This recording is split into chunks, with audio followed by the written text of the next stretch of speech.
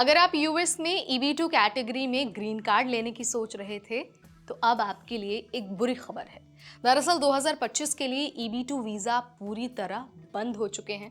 अब अगले 1 साल तक कोई भी नया EB2 वीजा नहीं मिलने वाला है। तो अब क्या इंडिया के एप्लीकेंट्स का जो सपना है ग्रीन कार्ड का वो टूट जाएगा? आज इस वीडियो में हम आपको यही बताने वाले हैं और ये भी बताएंगे कि आखिर ये जो EB2 है वो कौन सी कैटेगरी है, क्या है, ये बंद क्यों किया गया है और इंडिया के एप्लीकेंट्स पर इसका कितना बड़ा असर पड़ने वाला है। नमस्कार, आप देख रहे हैं एनबीटी टेक एड और मैं हूं आपकी होस्ट नेहा उपाध्याय। तो भाई इससे पहले कि हम इसके पीछे की वजह जाने, सबसे पहले समझते हैं कि आखिर ये जो EB2 है वो है क्या। तो देखिए, EB का मतलब है एम्प्लॉयमेंट बेस्ड ग्रीन कार्ड, यानी कि वो वीजा जो आपकी नौकरी या फिर आपके स्किल्स के बेसिस पर मिलता है। इसमें कई सारे लेवल्स हैं, EB1 है, EB2 है और EB3 भी है। लेकिन अब EB2 खास तौर पर बंद किया जा रहा है। ये EB2 जो कैटेगरी है ना, ये उन लोगों के लिए होता है जिनके पास मास्टर्स डिग्री है या फिर जिन्होंने इससे ऊपर की पढ़ाई की है या फिर बैचलर्स डिग्री के बाद कम से कम 5 साल का प्रोफेशनल एक्सपीरियंस है। इसके अलावा EB2 उन लोगों को मिलता है जिनके पास एक्सेप्शनल एबिलिटी होती है, मतलब ऐसा टैलेंट या फिर ऐसा स्किल जो आम लोगों से कहीं ज्यादा ऊपर हो, जैसे कि साइंस, टेक्नोलॉजी, आर्ट्स या फिर बिजनेस में कोई बड़ा एक्सपर्ट। और इसमें एक खास सब कैटेगरी है नेशनल इंटरेस्ट वेवर, यानी कि NIW। अब देखिए, अगर आपका काम अमेरिका के नेशनल इंटरेस्ट में आता है, जैसे कि रिसर्च, हेल्थ केयर या फिर टेक्नोलॉजी, तो आपको लेबर सर्टिफिकेशन की ज़रूरत नहीं होती है। इससे क्या होता है कि जो प्रोसेस है ना, वो थोड़ी आसानी से हो जाता है। अब बात कर लेते हैं ताज़ा अपडेट की, क्योंकि हमने ये तो समझ लिया कि भाई EB2 कैटेगरी क्या है, किन लोगों को ये जो वीज़ा है वो मिलता है। अब बात कर लेते हैं जो लेटेस्ट अपडेट आया है उसके बारे में। तो देखिए, यूएस इमिग्रेशन लॉ के हिसाब से EB2 कैटेगरी को हर साल एक फिक्स कोटा मिलता है। कुल एम्प्लॉयमेंट बेस्ड वीजा का 28.6% सिर्फ EB2 के लिए रिजर्व होता है। लेकिन 2025 का जो पूरा कोटा है वो पहले ही यूज हो चुका है। इसका मतलब है कि अब 30 सितंबर 2025 तक EB2 वीजा पूरी तरह से बंद है।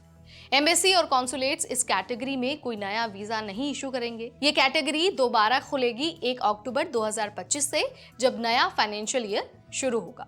तो अगर आपका केस EB2 कैटेगरी में है तो अब आपको अगले साल तक का इंतजार करना पड़ सकता है। अब सबसे इंपॉर्टेंट सवाल ये है कि भाई इंडिया के एप्लीकेंट्स पर इसका कितना असर पड़ने वाला है। तो देखिए, इंडिया से तो सबसे ज्यादा डिमांड आती है EB2 और EB3 कैटेगरी में, लेकिन प्रॉब्लम ये है कि हर देश को सालाना सिर्फ 7% वीजा ही अलॉट किया जाता है। इसी लिमिट की वजह से इंडिया वालों के लिए जो वेटिंग टाइम है वो बहुत लंबा हो गया है। जो भी लेटेस्ट वीजा बुलेटिन आया है उसमें साफ साफ ये मेंशन किया गया है कि EB2 इंडिया का फाइनल एक्शन डेट 1 जनवरी 2013 पर अटका हुआ है। मतलब सिर्फ उन्हीं एप्लीकेंट्स के केस आगे बढ़ रहे हैं जिनका प्रायोरिटी डेट 2013 से पहले का है। सोचिए, 12 साल से भी ज्यादा का बैकलॉग है और अब तो 2025 का कोटा भी खत्म हो गया है, तो लाइन और भी ज्यादा लंबी हो सकती है। अब देखिए, जिन लोगों ने 2013 के बाद अप्लाई किया है उन्हें और ज्यादा लंबा इंतजार करना पड़ेगा।